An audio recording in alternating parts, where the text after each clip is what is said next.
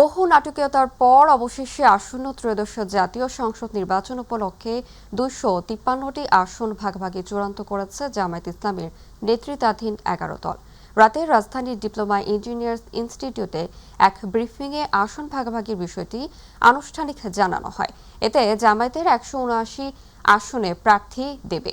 এছাড়া NCP 30টি, Bangladesh Khelafat Majlis 20টি, Khelafat Majlis 10, AB party 3, LDP 7, BDP 2 ও নেজামে ইসলাম party 2টি আসনে লড়বে। রাত 9টার পর রাজধানীর ডিপ্লোমা ইঞ্জিনিয়ার্স ইনস্টিটিউশনের মুক্তিযোদ্ধা হলে এক সংবাদ সম্মেলনে এই ঘোষণা দেওয়া হয়। 10 দলের পক্ষ থেকে এই ঘোষণা দেন বাংলাদেশ জামায়াত ইসলামের নায়েবে আমির ডক্টর সৈয়দ আব্দুল্লাহ মোহাম্মদ তাহের। আমরা শীর্ষ বৈঠকের এই আয়োজনটা খুবই তাড়াহুড়ার মধ্যে এবং একটু ক্রিটিক্যাল সময় নির্ধারণ করতে হয়েছে। নেতৃবৃন্দ দেখা গিয়েছে অনেকেই সারা রাত এগুলো নিয়ে দৌড়ঝাঁপ করেছেন, আলোচনা করেছেন। তো রাতের গভীরে সিদ্ধান্তটা ফাইনাল করতে হয়েছে এবং সবাইকে সময় মতো অবহিত করা সম্ভব হয়নি। তো সেই হিসাবে এই জায়গাটায় একটু গ্যাপ ছিল, সবাই সময় মতো উপস্থিত হতে পারেনি। এরপরেও আমরা ম্যাক্সিমাম প্রায় 10টা দলই এখানে উপস্থিত হয়ে এই বৈঠকটা আমরা সম্পন্ন করেছি। ইসলামী আন্দোলনের ব্যাপারে আমাদের প্রত্যাশা যে ইনশাল্লাহ আমরা যেভাবে একসাথে শুরু করেছিলাম আমরা একসাথেই সামনের দিকে অগ্রসর হতে পারবো। আমরা এখনও আশাবাদী ইনশাল্লাহ। প্রথম কথা হচ্ছে আমরা কোনো ঝামেলার ভিতরে নাই এবং আমাদের ভিতরে যে আলাপ আলোচনা হচ্ছে কিছুটা মত ভিন্নতা হচ্ছে, এটা ঝামেলা বলা যায় না। জুলাই গণ অভ্যুত্থানে অংশগ্রহণকারী যোদ্ধাদের আইনি সুরক্ষা দিতে জুলাই গণ অভ্যুত্থানের দায়মুক্তি আইন অনুমোদন করেছে উপদেষ্টা পরিষদ। বিকেলে রাজধানী ফরেন সার্ভিস একাডেমিতে সমসাময়িক ইস্যুতে আয়োজিত এক ব্রিফিংয়ে তথ্য জানান আইন উপদেষ্টা অধ্যাপক আসিফ নজরুল। তিনি বলেন, জুলাই আগস্টে অভ্যুত্থানকারীদের বিরুদ্ধে ফৌজদারি মামলা থাকলে তা প্রত্যাহারের সিদ্ধান্ত নিয়েছে অন্তর্বর্তী সরকার। এমনকি নতুন কোনো মামলা করা যাবে না বলেও জানান তিনি। এ সময় তিনি গণভোট ও সংস্কার ইস্যুতে সরকারের অবস্থানও তুলে ধরেন। এছাড়া বিসিবিতে সৃষ্ট জটিলতা নিয়েও সাংবাদিকদের প্রশ্নের জবাব দেন। জুলাই গণ অভ্যুত্থানকারীদের বিরুদ্ধে জুলাই গণ অভ্যুত্থানকালে রাজনৈতিক প্রতিরোধের জন্য মামলা হয়েছে, থাকতে পারে দু একটা। আমরা ভবিষ্যতের কথা চিন্তা করে যারা জুলাই গণ অভ্যুত্থানকারী আছে, ভবিষ্যতে বিভিন্ন ধরনের সরকার আসবে, বিভিন্ন রাজনৈতিক পট পরিবর্তন ঘটবে।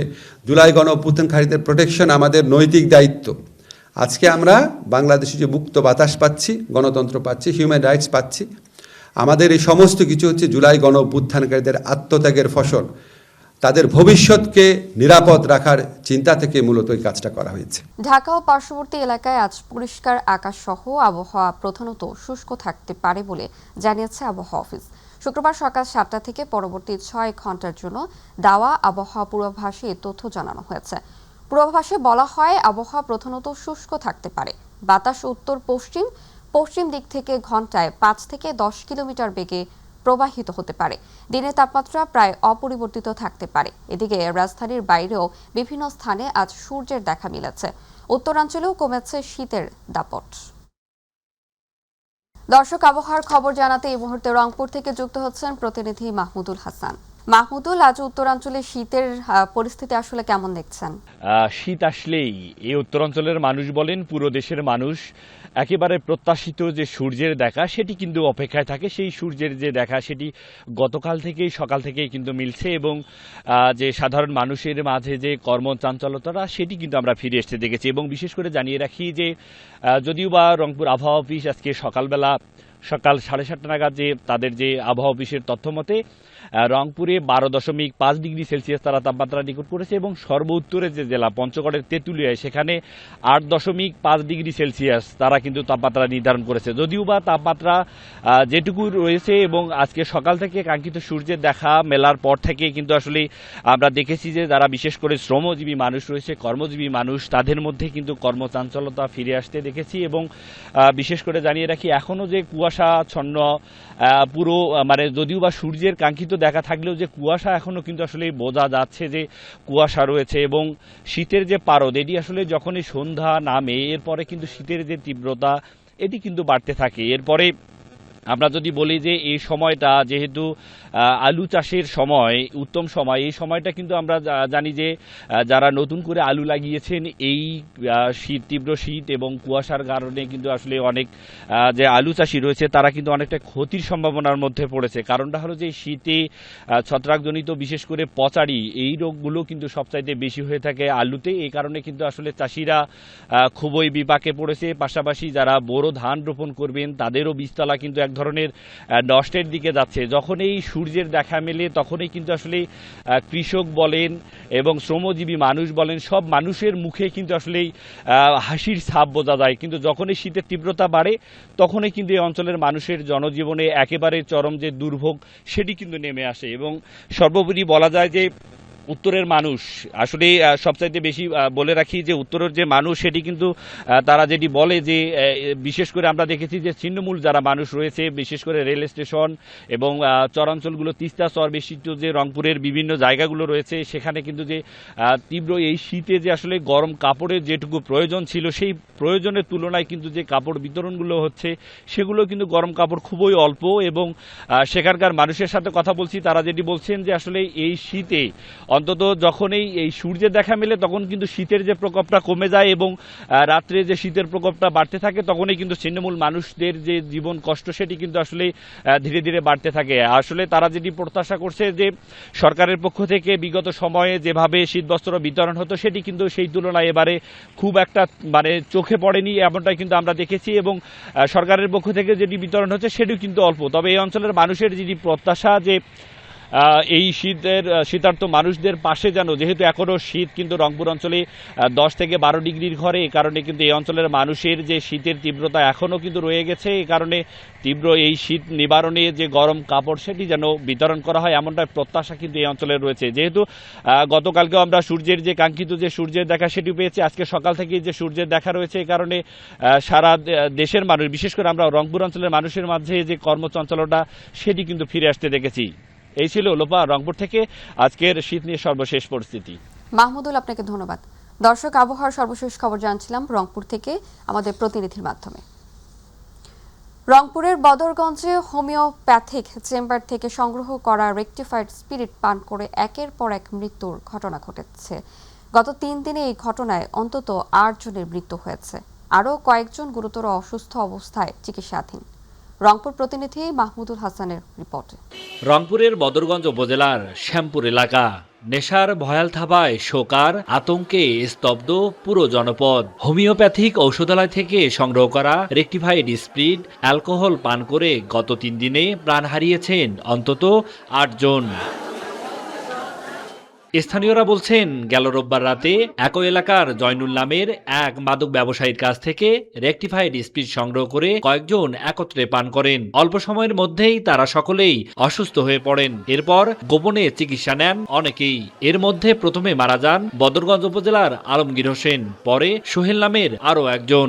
মদ্যপান করেছিলেন, কালকে হঠাৎ করে তার শরীরের অবনতি ঘটে। সবাইকে সচেতন থাকতে হবে, আমরা মাদককে না বলি। আমরা ভাগ্নে আমরা বাধা করি বলে খবরদার যান না কি খান না। এ ঘটনায় মৃত্যু সংখ্যা দাঁড়িয়ে এখন 8 জন। বাকি অসুস্থরা বিভিন্ন জায়গায় চিকিৎসা নিচ্ছেন অতি গোপনে। প্রশাসনের সঠিক নজরদারি না থাকায় বেড়েছে মাদকের এত ভয়াবহতা।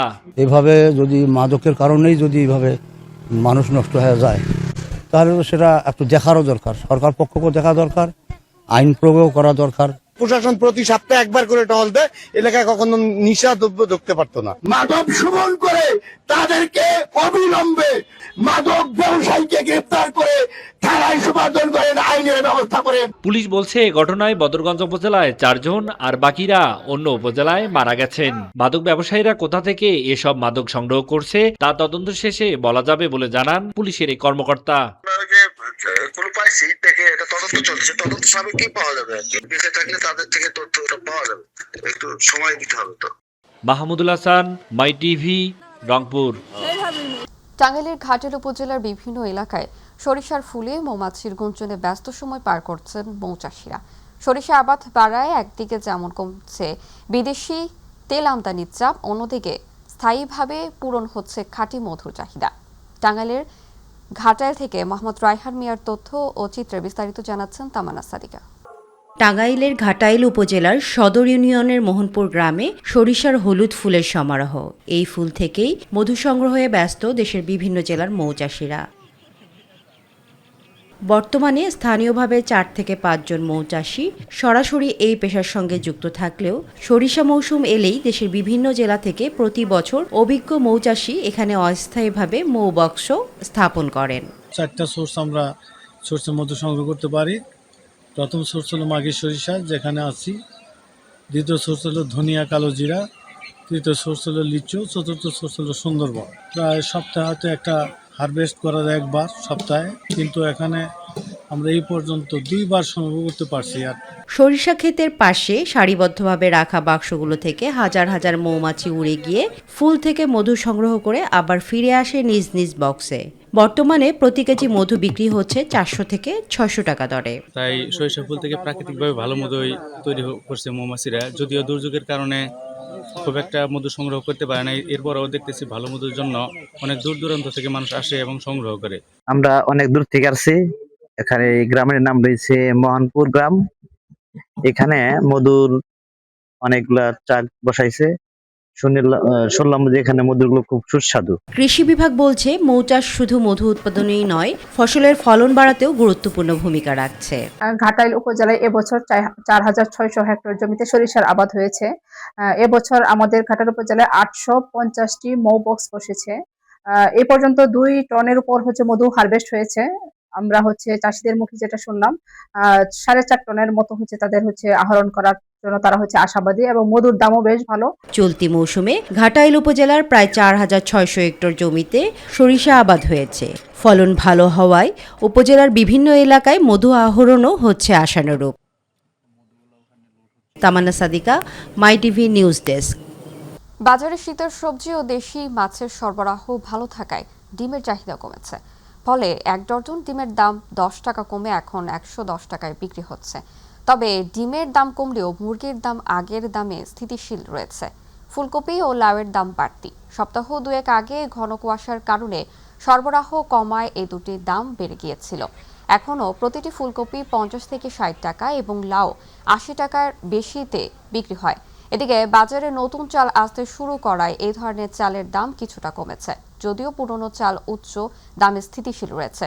এদিকে বাজারে নতুন মৌসুমের মুড়ি কাটা পেঁয়াজের সরবরাহ বাড়তে শুরু করায় এর দাম স্থিতিশীল রয়েছে। পাশাপাশি ভারত থেকে আমদানি করা এবং দেশি পুরনো পেঁয়াজও বিক্রি হচ্ছে। দর্শক, এই মুহূর্তে কারওয়ান বাজারে আছেন সহকর্মী মিফতা গালিব, যুক্ত হচ্ছে তার সাথে। গালিব, রাজধানীর বাজার পরিস্থিতি আজকে কেমন দেখছেন সে সম্পর্কে আমাদেরকে জানাবেন। ধন্যবাদ।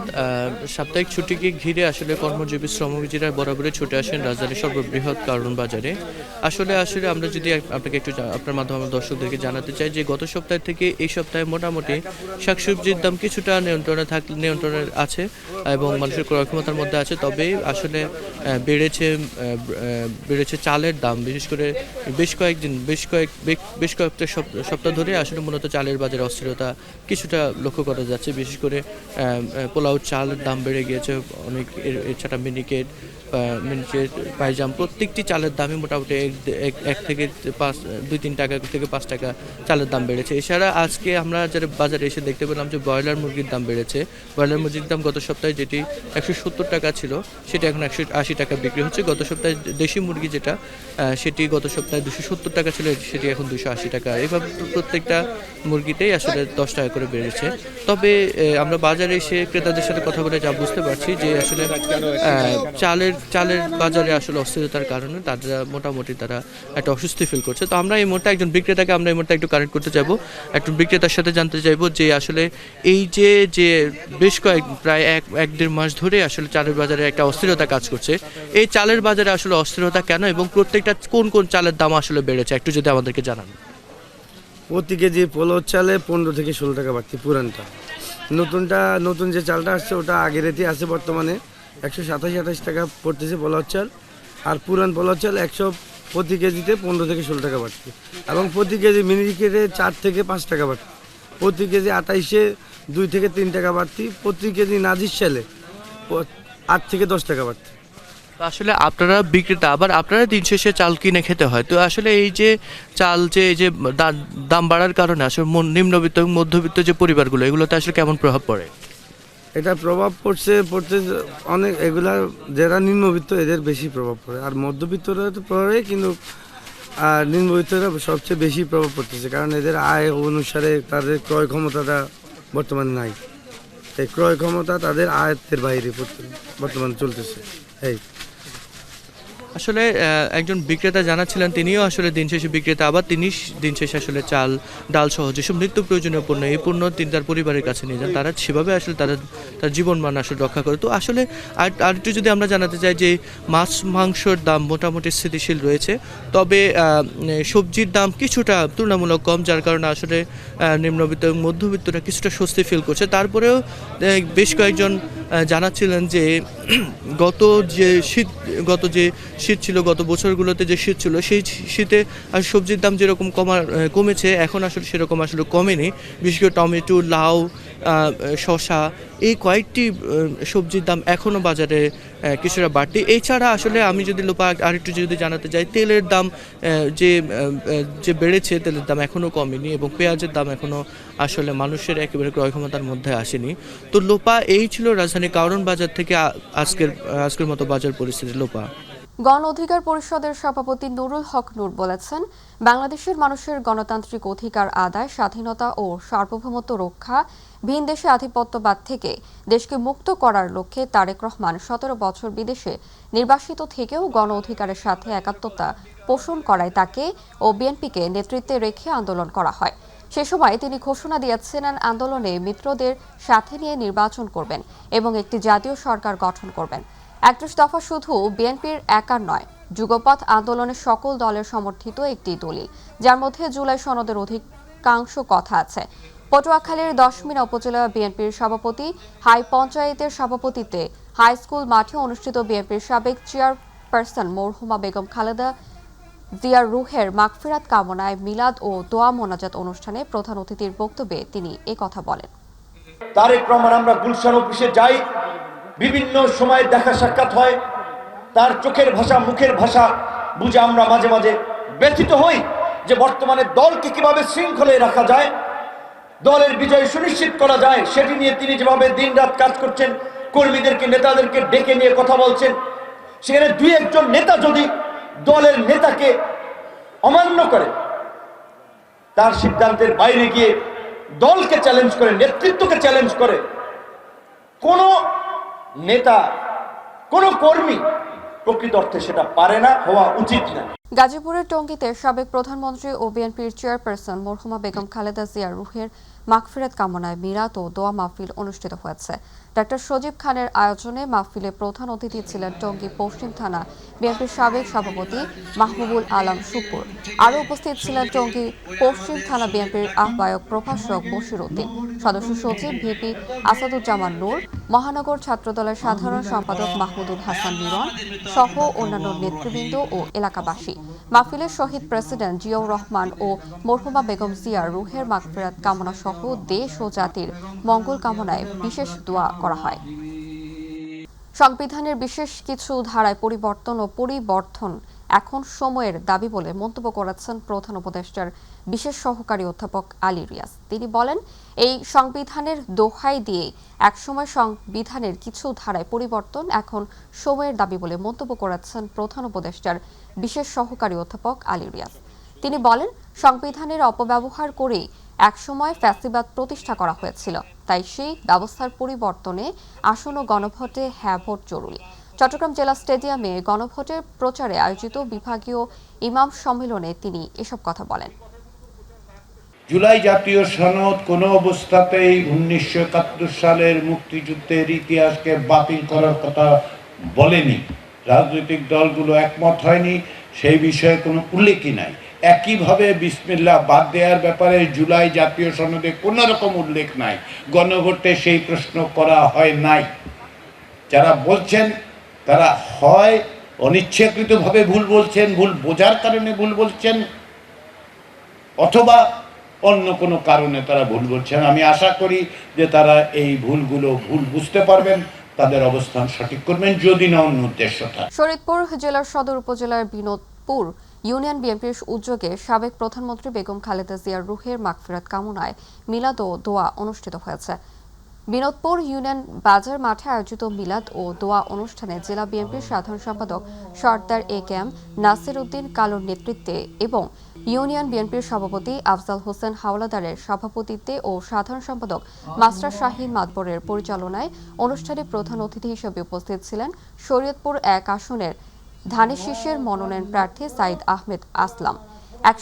এ সময় বিশেষ অতিথি হিসেবে উপস্থিত ছিলেন সদর উপজেলা বিএনপির সভাপতি সিরাজুল হক মোল্লা, সাধারণ সম্পাদক মাহবুব মোর্শেদ টিপু মাতবর, যুবদলের সভাপতি এস.এম. সিরাজুল ইসলাম, সাধারণ সম্পাদক গোলাম মোস্তফা রিগান, কৃষক দলের সভাপতি মোশাররফ সর্দার সহ অনেকে।